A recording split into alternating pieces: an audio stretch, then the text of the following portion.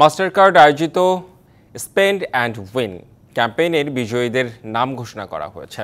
সন্ধ্যায় রাজধানীর একটি হোটেলে এক পুরস্কার বিতরণী অনুষ্ঠানে বিজয়ীদের নাম ঘোষণা করে মাস্টারকার্ড কর্তৃপক্ষ।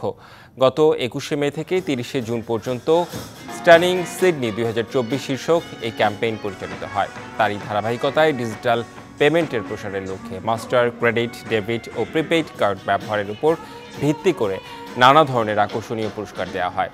ক্যাম্পেইনের প্রথম বিজয়ী হিসেবে সঙ্গীসহ সিডনিতে ৪ দিনের ভ্রমণের সুযোগ পেয়েছেন ঢাকা ব্যাংক পিএলসি এর মাস্টারকার্ড কার্ডহোল্ডার মাহজুবিন শাহনাজ।